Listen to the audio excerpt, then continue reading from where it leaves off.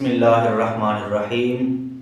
جناب حضرت جریر بن عبداللہ بجلی رضی اللہ تعالی عنہما، یہ میرے حضور علیہ السلام کے غلام ہیں۔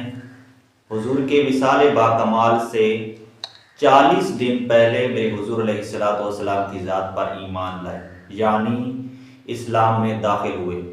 تو جب دربار مصطفیٰ میں آئے، حاضر ہوئے، تو میرے حضور علیہ السلام نے جب ان کے چہرے کی طرف دیکھا، جب نگاہ مصطفیٰ ان کے چہرے پہ اٹھی، تو اللہ نے ان کو اتنا خوبصورت بنایا، اللہ نے اس کو ایسا پیارا حسن عطا کیا کہ جب میرے حضور علیہ السلام دیکھتے ہیں تو میرے حضور فرماتے ہیں باقی غلاموں کو کہ اے غلاموں سنو کہ یوسف ھذا الامہ، کہ میری امت کے یوسف جناب حضرت جریر بن عبداللہ ہیں۔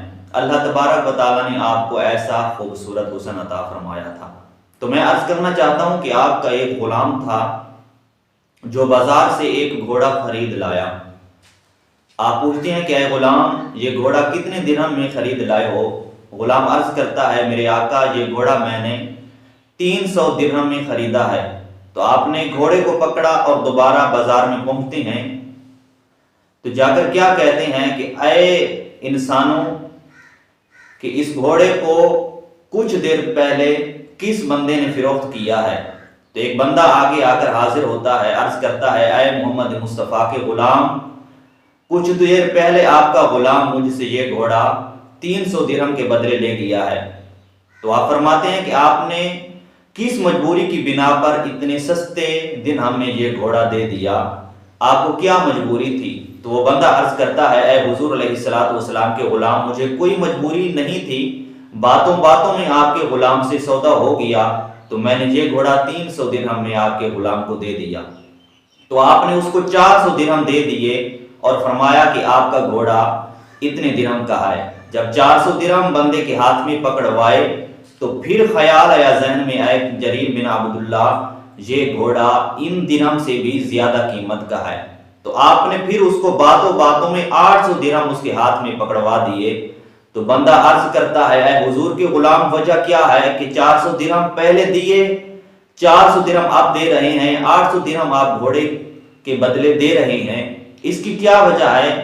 تو آپ فرماتے ہیں کہ اے خدا کے بندے سن، کہ جب میں نے محمد مصطفیٰ کی بارگاہ میں کلمہ پڑھا تھا تو حضور علیہ السلام کے ہاتھ پر بیعت کی اور اپنے پیارے کریم آقا سے میں نے ایک وعدہ کیا تھا کہ یا رسول اللہ کہ اپنی زندگی میں نمازیں قضا نہیں کروں گا۔ اور آپ فرماتے ہیں کہ حضور علیہ السلام کریم آقا کی بارگاہ میں نے یہ بھی وعدہ کیا تھا کہ زکوٰۃ بھی دوں گا اپنے مال کی۔ اور آپ فرماتے ہیں کہ جو مین وعدہ میں نے کیا تھا حضور علیہ السلام سے کہ یا رسول اللہ کہ اپنی زندگی میں ہر مسلمان سے خیر خواہی کروں گا۔ فرماتے ہیں کہ اگر آپ کو اس گھوڑے کی قیمت سے 1 درہم بھی میں کم دیتا ہوں تو جو وعدہ میں نے دربار مصطفیٰ میں کیا تھا وہ وعدہ پورا نہیں ہو سکتا۔ تو آپ فرماتے ہیں کہ یہ آپ 800 درہم لیں اور میں گھوڑا لے کر اپنے گھر چلتا ہوں۔ آپ گھر پہنچے ہیں تو غلام کو کیا فرماتے ہیں کہ اے غلام، آپ نے 300 درہم کے بدلے یہ گھوڑا لایا تھا، لیکن میں اسی گھوڑے کا 800 درہم دے آیا ہوں اور گھوڑا وہی لے کر آیا ہوں۔ غلام بھی یہی بات عرض کرتا ہے کہ وجہ کیا ہے؟ تو آپ نے جواب یہی دیا، یہی جواب میں فرماتے ہیں کہ غلام سن، کہ جب میں نے محمد مصطفیٰ سے وعدہ کیا تھا کہ ہر مسلمان سے خیر خواہی کروں گا، تو فرماتے ہیں کہ اگر آپ اس گھوڑے کی قیمت کم دے کر آیا تھے تو میں نے اس گھوڑے کی قیمت پوری ادا کر دی اور اپنے پیارے کریم آقا سے میں نے جو وعدہ کیا تھا وہ وعدہ پورا ہو گیا۔ تو میں یہی عرض کرنا چاہتا ہوں کہ اللہ تبارک و تعالیٰ کے پیارے بندوں کو اللہ نے دنیا میں مال دولت سب کچھ عطا کیا ہے۔ اگر کسی بندے کو اللہ تبارک و تعالیٰ نے کروڑوں اربوں روپے بھی عطا کیے ہیں، اگر اس دروازے پہ کوئی فقیر جا کر دستک دیتا ہے، مانگتا ہے، تو اندر سے آواز آتی ہے کہ اے بندے، ہمارے پاس کچھ نہیں ہے، آپ کے پاس جو کچھ ہے وہ ہمیں دے دیں۔ حالت ہماری دیکھ کر خود رو پڑا فقیر، دیکھ کر وہ اپنا ہی کاسا ہمیں چلا گیا۔ ایسی حالت بن چکی ہے حضرت امام مالک رحمت اللہ تعالی علیہ، تو آپ اتنا فرما گئے ہیں کہ خدا کے دربار میں رزق حلال کا سوال کرنا، خدا سے رزق حلال مانگنا، اس میں کوئی حرج نہیں۔ آپ یہ مانگ سکتے ہیں کہ آئے مالک ہمیں دنیا میں مال عطا فرما، لیکن آپ آگے لکھتے ہیں، فرماتے ہیں کہ خدا سے دنیا میں مال مانگنا اس میں کوئی حرج نہیں، بلکہ خدا سے یہ بھی مانگیں کہ مالک دنیا میں مال عطا فرمایا ہے تو دنیا کی محبت سے ہمیں محفوظ فرما۔